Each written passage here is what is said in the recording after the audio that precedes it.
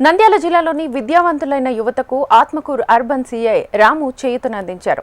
రాష్ట్ర ప్రభుత్వం police constable notification విడుదల చేసిన వెంటనే ఆత్మకూరు సీఐ రాము తన పరిధిలోని నిరుద్యోగ యువకులకు దగ్గరుండి దరఖాస్తు చేయించారు.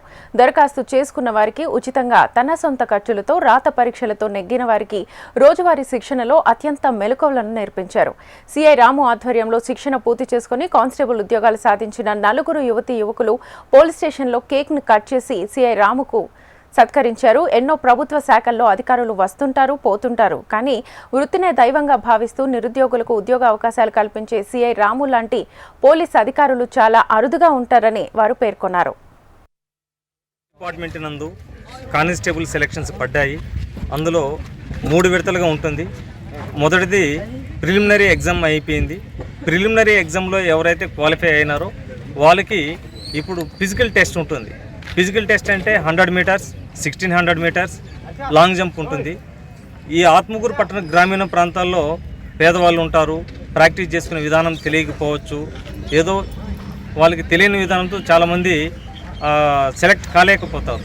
అందువల్ల ఎవరైతే పేద పిల్లలకు కావచ్చు, వాళ్ళకి ఈ చుట్టుపక్కల ప్రాంతాల్లో ఉండే వాళ్ళను కూడా కానిస్టేబుల్స్గా సెలెక్ట్ కావడం కోసం మా వంతు సాయంగా ఎస్పీ గారి యొక్క ఆదేశాలు, ఆత్మకూరు డిఎస్పీ సార్ యొక్క ఆదేశాల మేరకు మేము ఇక్కడ పేద పిల్లల కోసం ఇక్కడ ఉన్న పీడి శంకర్ గారు, దేవానంద్, మరి ఇక్కడ స్పోర్ట్స్ కమిటీ ఉన్నటువంటి మున్నా వాళ్ళ యొక్క సహాయంతో ఇక్కడ ఏర్పాటు చేయడం జరిగింది.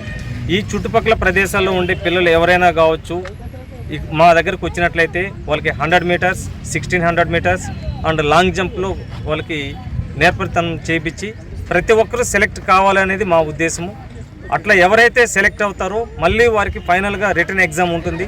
రిటర్న్ ఎగ్జామ్కి కూడా మేము ఇక్కడ ఉన్న ఈ మండలంలో ఎవరైతే బాగా టాలెంట్ ఉన్నటువంటి టీచర్స్ని ఏర్పాటు చేస్తున్నాము, వాళ్ళకందరూ కూడా రిటర్న్ టెస్ట్కి కోచింగ్ ఇచ్చి ఇక్కడ ఉన్నటువంటి పేదవాళ్ళ పిల్లలందరూ కూడా కానిస్టేబుల్గా సెలెక్ట్ కావడానికి మా వంతు సహాయం చేస్తున్నాము.